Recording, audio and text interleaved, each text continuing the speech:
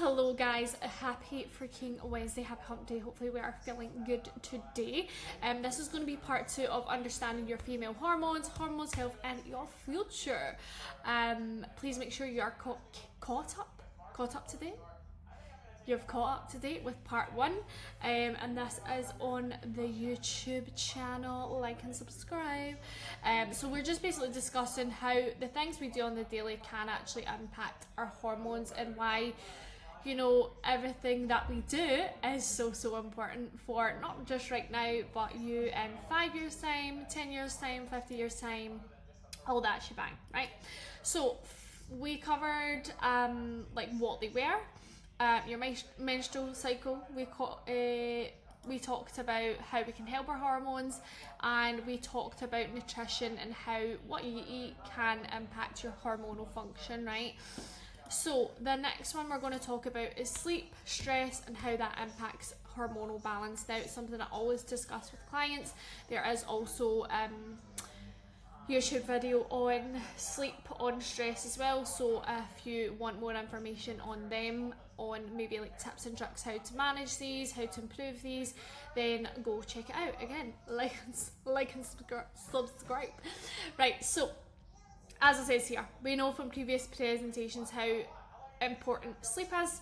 Now, I fully understand as a parent myself that is not always going to be, the 7 hours that the influencer on Instagram will recommend that you must do. Sometimes we can't help. We might have broken sleeps, we might have little sleeps, and not just as a parent, so anyone. Sometimes things happen in life that causes your sleep to be disrupted. It's not just from a parental side of things. But on a consistent basis, it's just trying to do what we can to obviously improve that. If you are someone who is dealing with chronic stress, now this is absolutely a thing, and you're finding no way to manage it, then this can potentially suppress your ovulation. It can alter that estrogen and progesterone, right?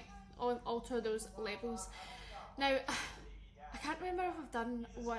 It would definitely probably be under the stress one, but again, it's something I've been talking a lot about to clients, is like managing your stress levels.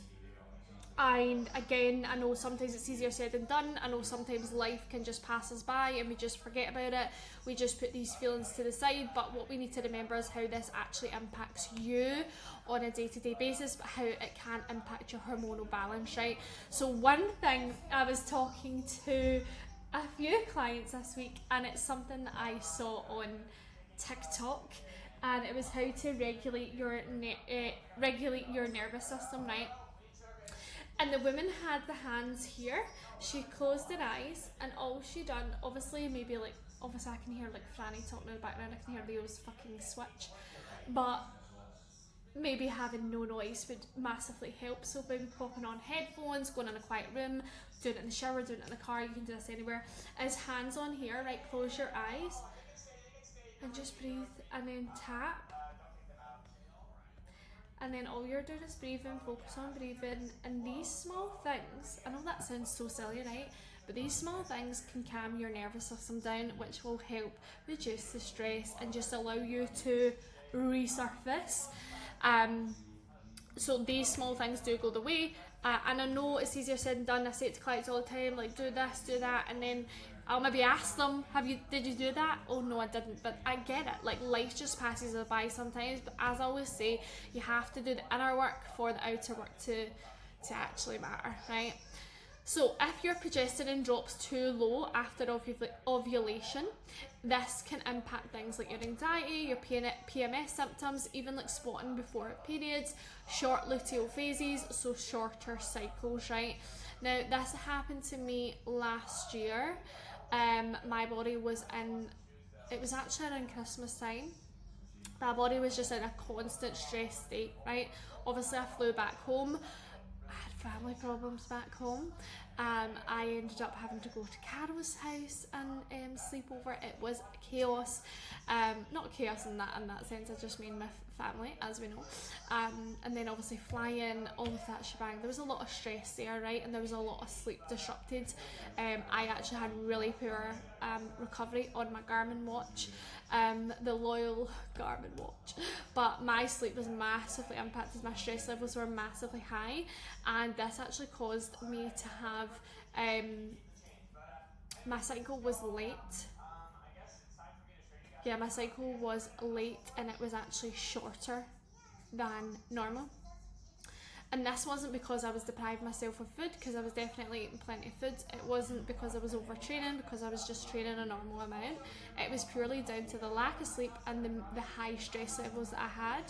So this is just important, that sometimes we can be doing absolutely everything just because someone is, you know, people just think that they need to, people think that you only lose your cycle or you have irregular periods because of, oh, someone must be dieting so hard, but actually that's not true. If things like your sleep and your stress are massively impacted, then your cycle can be massively impacted because your hormonal balance is off the scale, right? So that's why it's really important to, and I get it, it's a lot of things that we always need to be considering, but these things we do have control over, as long as you're putting in the graft, as long as you're putting in the work. It's not just about eating healthy foods and going to the gym. So when you are in that fight or flight mode, if you've got lack of sleep, if your stress levels are high, your brain is going to prioritise survival at that point. It's not going to prioritise ovulation. So as I said, it'll prioritise, why has it just said that? Why did I do that? So obviously that knocks into the next decrease in progesterone, and it can make your period irregular or no ovulation phase there.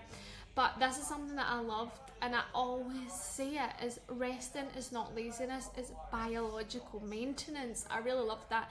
And I get the whole guilt feeling around resting. You know, I've been there myself. Sometimes I'm like this as well. Sometimes I need to move my body for mental health reasons, but it doesn't always need to be going to the gym. It can simply be going out a walk. That is, you're still moving your body, but in a less taxing and less intense way. Okay, and then moving into exercise. So again, some people will say to me like, give me more, or you know, I want to be in the gym all the time, I don't want to take rest days, give me more cardio, give me more of this.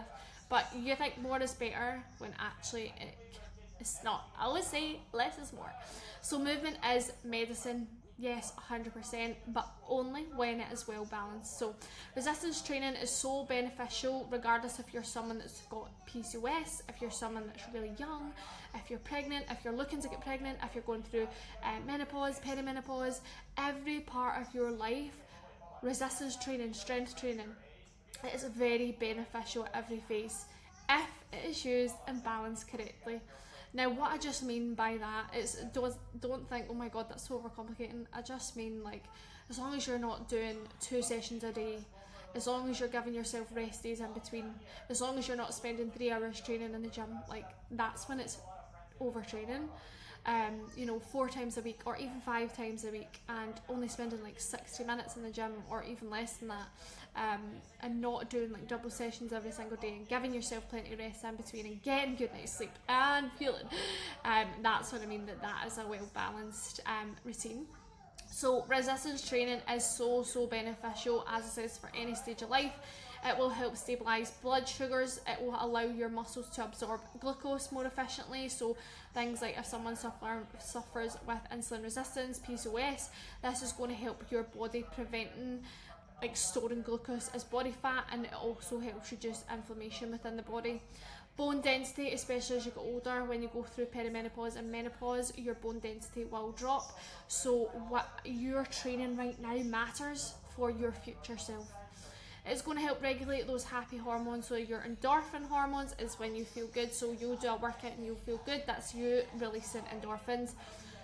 You'll also release things like dopamine, so that's your motivation, and serotonin, which is your stability hormone.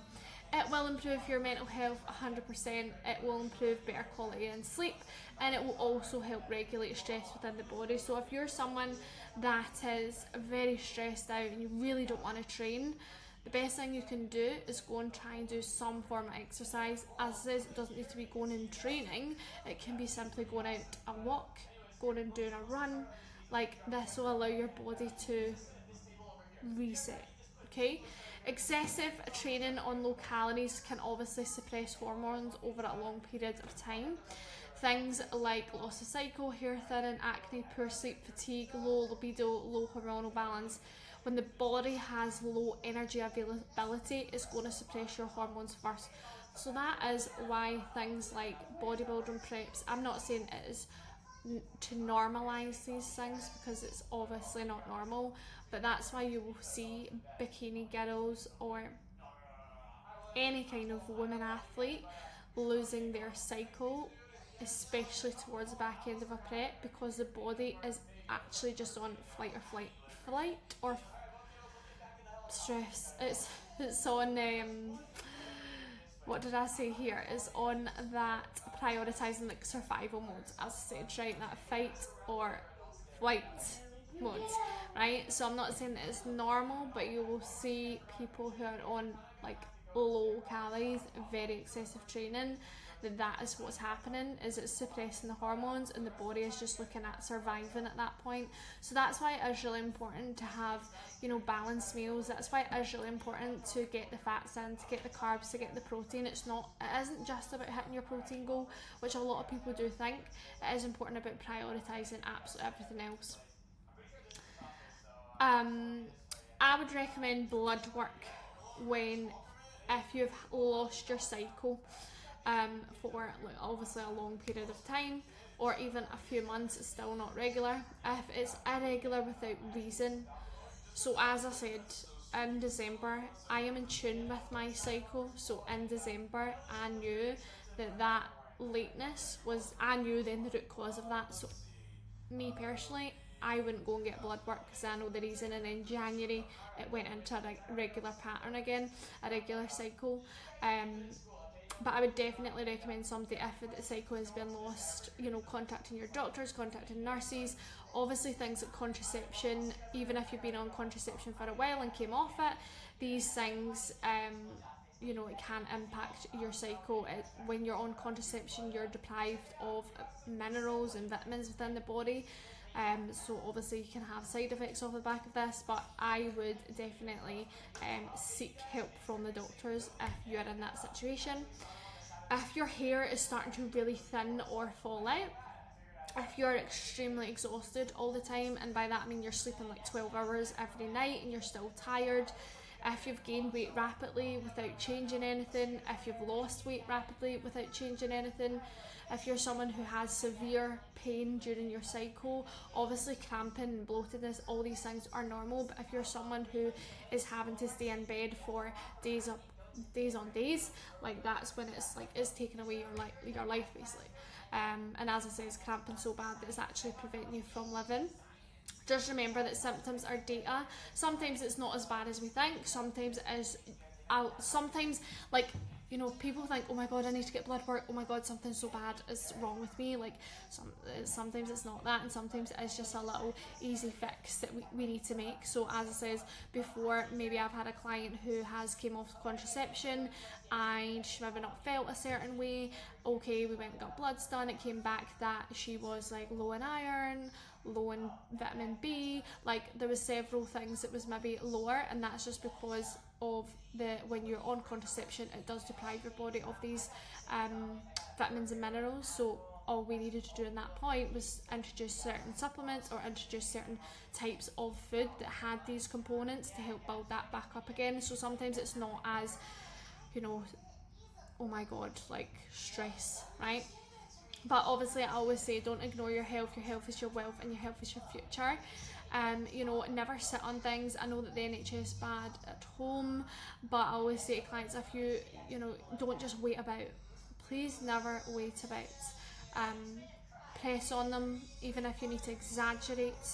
Like, honestly, if that's one thing I can recommend, then please press on, because they will send you away. So sometimes you do have to absolutely fucking just exaggerate to the fucking heavens. But how you can take control of your hormones, it is actually the basic things that you're doing on the daily without major extremes. But obviously we have to take care of the inner work as well as the outer. So eating balanced meals includes carbs, fats and protein, prioritising rest, sleep and recovery, managing stress. See, things like meditation, colouring in. I love colouring in, and I was talking to Kirsty about this morning, like how good it is. It's so therapeutic. Breathing with intent and control, so things like, as I said, doing these wee things. Strength training and cardio where controlled. Tracking and understanding your cycle. Understanding your emotions, so when you understand your cycle, you'll understand your emotions, and you can understand and notice trends, and being in tune with yourself, and that's a superpower for sure. Supplementation that helps support hormones as things like omegas, vitamin D, magnesium, iron, vitamin B, but honestly the most powerful supplement is fixing your day-to-day control. So people think that, and I say this to people all the time, supplementation align with everything you do. They are not the magic pill. Like, you have to be doing everything else around about that for them to be beneficial. So protecting your future self. Hormonal health isn't about being perfect. It's the exact same as your fitness journey. I value them both the same. It's about consistency. It's not about, you know, every single day is going to be amazing, because it's absolutely not, but it's learning to be as consistent as you possibly can be. Protecting your hormones means nourishing meals. It means respecting that you need rest and recovery. It means moving your body in ways of supporting it and not stressing it out. It means the ability to manage stress, paying attention to trends and cycles, and this is going to be a forever investment that you'll make. And so when I do say rest, because I say that from a good place, and at the end of the day, you just come to me for my expertise and my knowledge, and I will always put your health at the front line. I know sometimes you don't like hearing things when I tell you to rest, but it is so important. So any questions, any issues, let me know, guys. But have a very good Wednesday.